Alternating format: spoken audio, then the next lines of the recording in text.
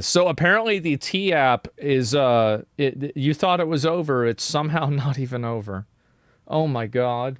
This app creator just destroyed his life by creating an app that promised to protect women from dating horrible men, but it ended up allowing their private information to be leaked all over the internet, including sites like 4chan, and he's now been hit with 6 federal lawsuits. An app designed to let women safely discuss men they date has been hacked. The app By the way, that's a total misrepresentation.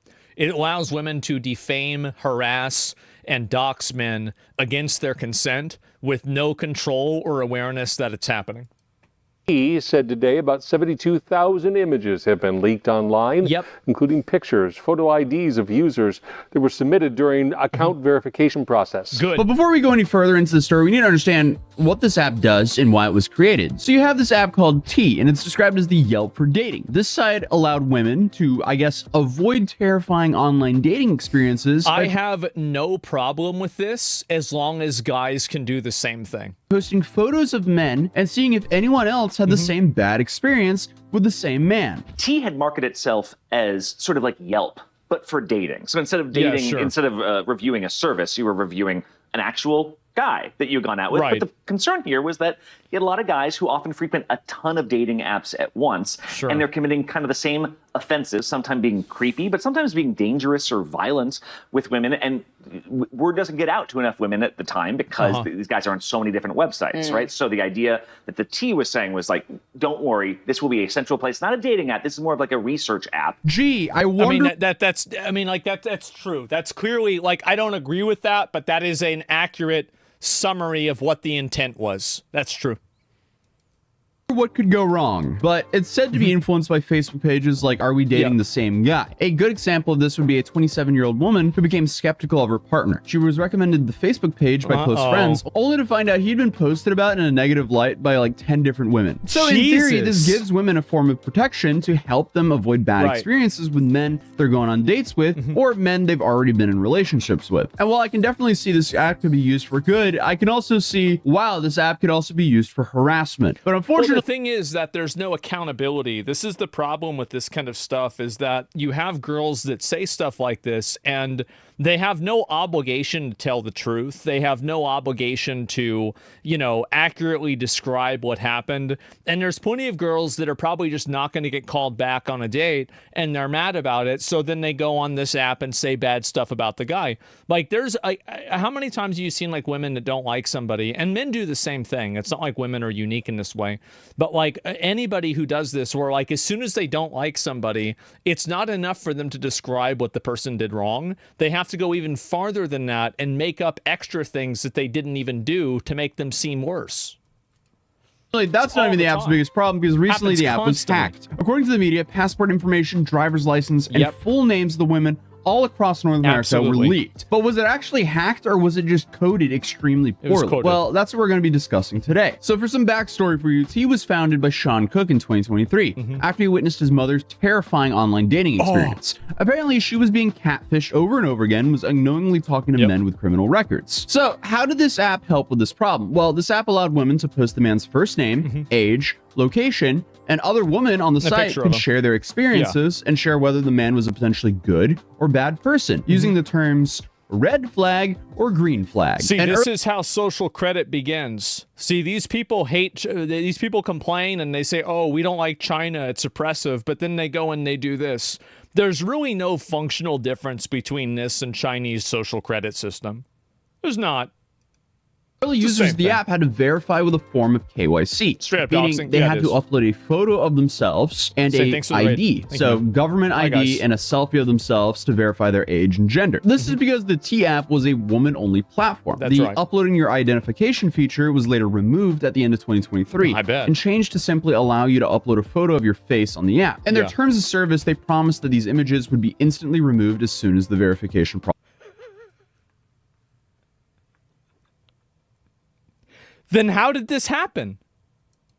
Process finished. Well, apparently that didn't happen. This may not seem important now, but trust me, it plays a massive role later on in the video, because every single user that signed up at the time just had their personal information leaked online. The T app suddenly went viral in 2025, reaching #1 in the App Store with a total of over 4 million women across America using the app. And this is a surge that was fueled mostly by TikTok and media coverage. And I mean, it's a solid concept, so there was no doubt that it was going to go viral. But here's where things start getting a little bit sketchy and the cracks start to show. Even before the so-called hack or leak online, the app was drawing a lot of controversy over privacy, defamation, and people's overall opinion of the app. Online critics explained that I think that we have a huge privacy problem on the internet right now, and I don't think anybody really cares or knows enough about it to solve it. Right now, like, we have so many people that are effectively getting their privacy leaked, misrepresented, or taken advantage of constantly online. You have websites that are dedicated to spreading your personal information and distributing it to the public in mass, trying to take private information like people's phone numbers, they are driver's licenses, not really driver's licenses to be fair, addresses, the cars they own, their, like credit history, etc. And they're trying to put all of this stuff on the internet. And I, in my opinion, think that we need a huge overhaul of the internet privacy laws in general. Because right now, I think that we are in a very bad transitionary period between like where the internet was in 2006, where like, oh, well, you're putting your internet, you're like, the internet's like an alternate reality, right? Like nobody's using their real name. Everybody's just like, fucking pussy destroyer 420, and it doesn't really matter. But like now you have people that are using their real name, and the internet has a lot of genuine real consequences to it. And because of that, we need to have legitimate privacy laws, and we need to have these things that happen proactively. And I feel like the only time that it happens is when it's like some girl that had like revenge porn, right? Like, okay, sure, revenge porn is bad, but like, why don't we look at why are there massive databases on the internet where you can look up anybody's phone number based off of their name? Like, what real benefit does it, like, this is obviously just something that's going to be used for harassment 99% of the time. So like, why is there even a business model for this to begin with? And so, and this is true with addresses and everything like that, Yellow Pages. But what I'm saying is that Yellow Pages and the phone book, like, we're not in 1995 anymore. The world has changed. And in the same way that you did, I don't know, did you need a driver's license for riding a horse back in the day? I don't know if you did, but I certainly know you need one now. And as the world changes and it evolves, I think that so too should the laws and the regulations. So no, you didn't. Exactly. And so that's what I'm saying, is that data is money. Exactly. And that's why the government needs to regulate the amount of privacy violations that people experience on a daily basis. And I think that one main thing that they need to do is they need to change one fundamental paradigm. Right now, almost all privacy issues on the internet are opt-out. All invasions of privacy, you should have to opt into rather than opt out of. So the default should be that you're not on these lists. And if you want to choose to be on the list, that's fine, but that's your option. This is called common sense. Yeah, and so that's really the issue. GDPR does this? No, I know you guys in the EU do it better. You do. You do it better. We don't do, like, you guys fuck around with migration and migrants. Like, you guys have big problems with that, but you don't have problems with this. And I wish that you guys would do what Trump is doing with the migrants. And I wish we could do what you're doing with laws and the internet. That's the way I feel about it. Posting about men could lead to false accusations and even doxing. There's also been a bunch of TikToks that suggest that someone may have ended their lives because of this app. Sure. But we found no information to actually verify that this is true. We just have a bunch of different... It's undeniable that on a long enough timeline, a person that's being defamed and attacked on a social media app will kill themselves over it. It's just inevitable. It doesn't necessarily mean that it's the social media app's fault, but at the same time, I think that apps need to, especially whenever you're talking about creating real world consequences for people in ways that violate their privacy. I think that that's really whenever you're running into the big moral, ethical problems. TikTok's talking about knowing of men that did that because of this app. And honestly, if you have an app that's designed to anonymously trash talk people, it's not super far-fetched that that would happen. Of course, that's what it's made for. You can see how this is two-sided, because you have one side that says, yeah, this is good, this potentially stops terrible men ruining women's lives. But then you also have to realize that there's... No, it doesn't. It just doesn't. Like, it's not even true. There's this other side that points out that men are having their photos and information posted online without their consent, and that can lead to harassment because there's no guarantee that the information being shared about this man is even true. There's the classic argument of what if men had an app where they took non-consenting women, they talked about how ugly they were, they talked about how many people they slept with, don't ever consider this person as a it's called 4chan. partner, they've slept with 5 other people or something like that, right? And they call them psychos on this app, etc., etc. They made up stories about it. Yes. Obviously, instantly would be banned, wiped off the face of the earth. Exactly. I think people are very frustrated, and we're very frustrated about the double standard with this. Most misogynistic app ever, etc., etc. And obviously, it doesn't make it okay when women do it either. But this isn't even half of it, because as I mentioned previously, the app reached #1 on the App Store. And well, only a few days later, they experienced a massive data breach in which 72,000 images, including driver's license and faces of the early users from 2023 to 2024, those images, they were scraped off the web and just dumped onto 4chan. And the media referred to this as a massive hack. Hackers gained access to 72,000 photos, including users' self. Hacking is anything that is accessing information that you're not supposed to access. But the reality is that that there's a difference between hacking, having a data breach, social engineering, and just very bad coding. This is an example of very bad coding. Selfies and photo IDs. T's parent company says more than 4 million women use the app. But from the information we've seen online, it doesn't seem like this was the case. It doesn't even look like a hack happened. It looked like it was just built so poorly that any random person could access all of this private information. This app might have actually been vibe coded. So for the people who don't know what vibe coded is, it means the app was coded using AI and that there was no real professional development whatsoever. Now, do we have proof of that? No. But according to the internet, it seems poorly. Well, they will have proof of it. If he's got 5 lawsuits going on, I think they're going to find proof one way or another pretty fucking fast. Made. Because they're going to figure out how it was designed. So I have no idea, or I would not be able to identify if it's poorly made or not. But I'm just going off of what the internet is saying now. But it seems like they made no effort to ensure the safety of their users and made a simple drag and drop app. One of the original 4chan users who dumped the database had this to say: if you sent T-App your face and driver's license, they doxed you publicly. No authentication, no nothing. It's a public bucket. And if that went over your head, a public bucket, put simply, just means just public like online storage, meaning all your information was literally just sitting there for anyone to find. So calling this a hack is kind of laughable because it was already stolen valor. It's not a hack.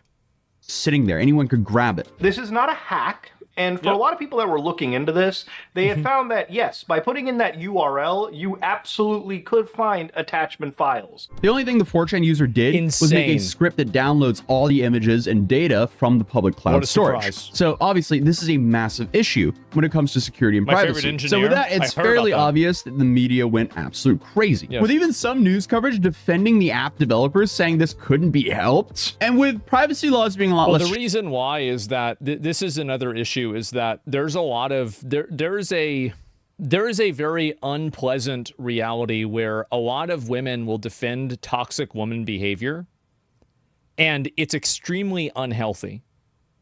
And I think it's definitely created a lot more animosity and gender divide, because a lot of people, and I think this is especially true on the media, is that the media always tries to play everything as in women are the victims, men are the victimizers, and this is it.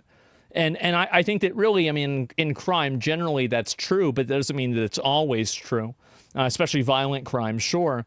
But the issue is that women end up defending bad decisions that other women do, I think, at a much higher rate than men do. And I think this is scientifically provable, by the way. Women are 5 times more likely to exhibit an own group bias than men are. Own group bias is whenever you choose to, side in favor of the person who your identity is similar to. So like there's scientific data to this. It's not like this isn't like an incel fucking imagination. It's actually true. Here in the US, it seems like this narrative has been pushed that like it was a hack and it wasn't a lack of developer oversight. This whole app is a GDPR nightmare, which is one of the reasons why I think it's only in the United States as of now. If this was an issue in like Europe or Canada, where privacy laws, at least in Europe, are a lot more strict, this would absolutely put the developers of this application in the crosshairs. But putting the media and narrative aside, the internet wasn't happy. An app designed to promote safety for women literally made women unsafe. And what's even more crazy is the information leak could be used to commit various types of identity fraud. People could realistically use this information to sign up to crypto sites, gambling sites, all sorts of stuff to KYC. Like, this is a nightmare. Because, like, a very real worry you have to have if your information was leaked in this, you actually have to worry about people registering and signing up for crypto exchanges and withdrawing money through your name. And of course, to make things even worse, 4chan even went as far to use driver's licenses that have been leaked to create a searchable map, which is just absolutely insane. The company literally promised multiple times this data would be deleted instantly, and none of this information would be transferred to their I think this is, again, stuff like this makes me want to become a Buddhist. Because it makes me think that karma might actually be real.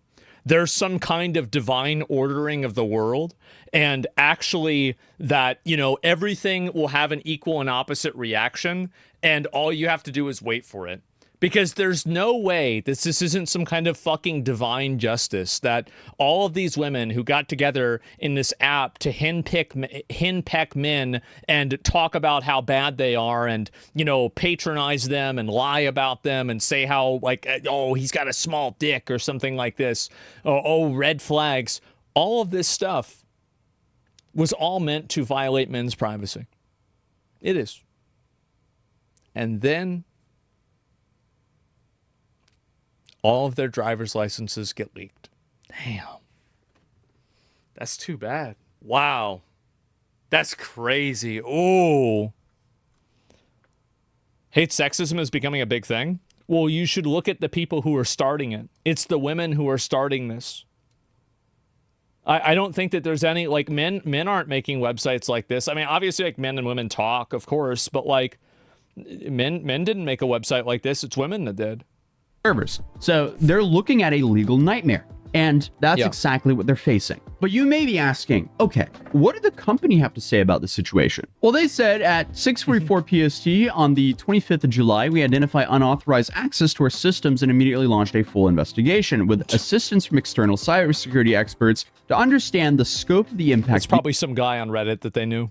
The incident. Here's what we know at this time. A legacy data storage was compromised, resulting in the unauthorized access to a data set from prior to February 2024. Man. This data set includes approximately 72,000 images, including approximately 13,000 selfies and photo identifications submitted by users during the account verification, and approximately 59,000 images publicly viewable in the app from posts, comments, and images. This is another thing that all of their messages got leaked to, or a lot of their messages got leaked to.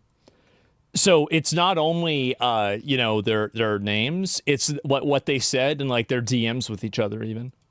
That no email addresses or phone numbers were accessed. Only users who signed up before February 2024 were affected, which isn't really helping their public image. Surely. Oh, we only leaked about 25,000 of you guys. Yeah. But I would love to say that this response put all the users' minds at ease, but unfortunately not. Because literally just 3 days later, there was a second database breach after a security researcher discovered a vulnerability allowing access to over 1 million direct messages, meaning 1 million DMs. Oh my God. That's what you get. That's what you fucking get. This whole, Can we start making a distinction that's toxic women? It's the same as men not wanting to be lumped in with toxic men. Yeah, I think that you're definitely right. I think that there is a subset of disenfranchised, disaffected, angry, middle-aged woman, basically your, you know, textbook Karen, that is the person who is really the advocate for all this stuff. Women that are pleasant to be around, attractive, married, have kids, they're not on this app. It's just unhappy, fat, angry Karens. And if you think I'm wrong, go look at the leaks. I'm right. Stereotypes exist for a reason sometimes. Just an old database we forgot to delete. That's it. That narrative is completely gone now. But the most recent update to all this is the T-app doesn't have one but 6 pending class action lawsuits filed against them, meaning they could be facing massive financial liabilities with this and their current public image. So things are not looking good for the T app. So where does this leave us? Well, the T app is still partially online. I can imagine its user base is still growing due to the media attention, and realistically, if they can fix their core issues and overcome these legal problems, I'm sure the app will continue to thrive. But to me, it seems like this app might be causing more trouble than it's even worth for the owner. Because not only do you have the data breach happenings to worry about, but you also have to worry about, running an anonymous app that's kind of designed to trash talk people. So eventually he'll be held liable for some degree of defamation or bad behavior, and then it's going to be over. Like, I'm actually surprised that, it's insane that the app hasn't been delisted already. Like, if I don't know what Google and fucking Apple are doing. Like, they should have delisted this a while ago.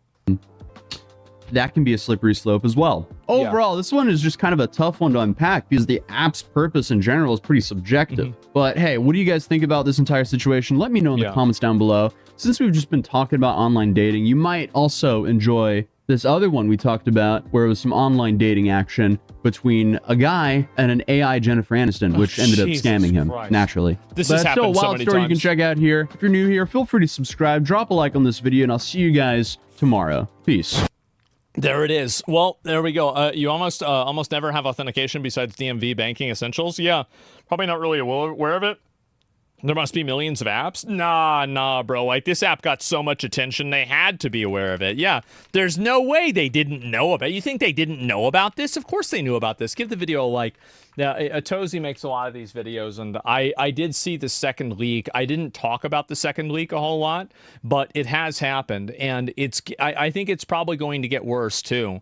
If men made an app to keep men safe from women, do you think it would get delisted? I think it would. I think if there was an app for men to discuss dating experiences with women and to post photos of them without their consent, I think that it would get immediately delisted, and I think that it should get delisted. An app that exists for the primary purpose of invading and violating people's privacy should not be on the App Store, and in my opinion, I think it should be illegal. That's really, see, that's really where I think we need to go here, is that this kind of stuff, like, I don't want Google and Apple to be making these decisions. The government has to be making these decisions, because you can't trust Google and Apple. Well, you can't trust the government either, but at least the government's a little bit more accountable than Apple is, right? And so anyway, I want to see a degree of accountability for this. I do.